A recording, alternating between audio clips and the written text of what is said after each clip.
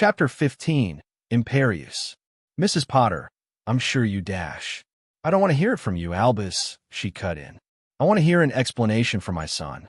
I never played Quidditch for my house team. I'm a decent player, but I was just never good enough. But I had good enough reflexes to know that I had seconds to escape. Otherwise, all the planning would go right out the window. I didn't look at Mom. I suppressed the urge to curse Professor Macmillan. I whirled around, grabbed the pensieve from its place on top of the cupboard. Thank Merlin we had it out, and practically flew to the fireplace. Don't you dare! Mom shouted. I can't believe it, she sounded stunned. Relieved, I kept my eyes focused on the hearth. Ernie, you were right. I've been suspicious for quite some time, the headmaster said.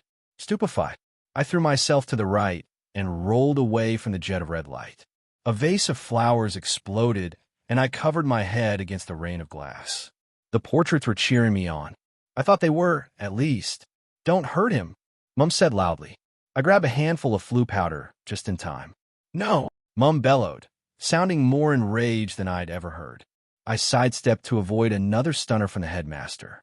The glass box that held the sparkling powder that was my only chance at escape exploded. I barely felt the shards impale my hands. I jumped into the fireplace, threw down the powder, and shouted, "Ales flat." The room spun out of sight, and my last glimpse of my mother was her charging toward me. I stumbled out of my own hearth. I had to find Uncle Ron.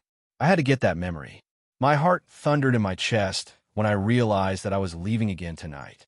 I had no choice. I had to be ready. I couldn't stay here any longer. My family would come after me, trying to stop me. I should have listened to Emmy, I thought for what felt like the billionth time. Valerio, I said. The fireplace sealed itself with a wet sort of clang. The pensieve was very heavy and awkward in my arms, like a dead baby made of stone. I had to take a moment to just breathe. I had spent months and months preparing with Albus, but I felt like it was too soon. I closed my eyes briefly, then snapped them open, whirled on the spot, and disapparated. Uncle Ron and Aunt Hermione's home was very close to my mother's, and I looked over at it nervously. It was dark, but I could not count on her staying away for long.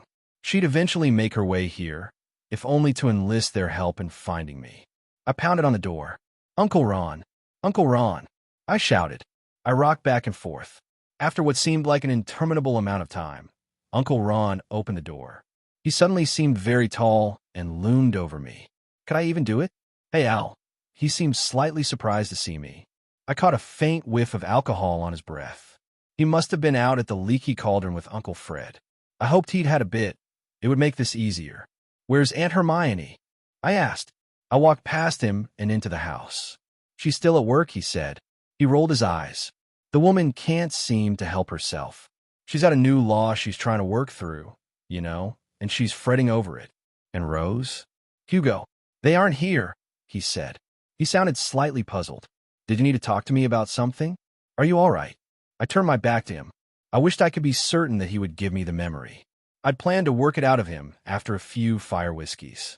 I knew that my Slytherin wiles could eventually wear him down and lull him into showing me.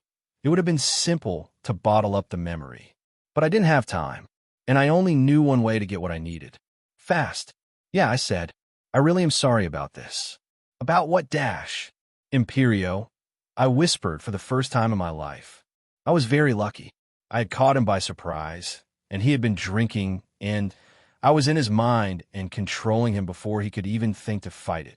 I kept my wand pointed at him. His eyes went vacant, and he moved like a puppet, jerky and unerring, to the counter upon which lay his wand. He held it up to his temple and pulled out a wispy strand of memory. It clung to the edge of his wand. Wordlessly, I held out the pensieve. We both stared down at it for a moment as it swirled. The door crashed open and it broke the spell. Ron, I need your help. It's Al. Mum shouted. Uncle Ron blinked rapidly. Did you just place me under the Imperius curse? He asked blankly. Stupefied, I jumped behind my uncle just in time, and the red light hit him instead. He toppled over like a fallen tree. Protego, I whispered, and a shield erupted between me and my mother. I sidled over to the pensieve. Al, why? She didn't even sound angry anymore, just stunned and confused and hurt. I could not look at her face. I hated seeing the horror on it. Instead, I stared at her wand arm. You just used an unforgivable. On your own uncle. Families don't do that. I have to, I said. I have to go back. That's ridiculous, she said flatly. I wanted to tell her that I had to because it was my fault that people had died. I wanted to confess to her that I had to fix things.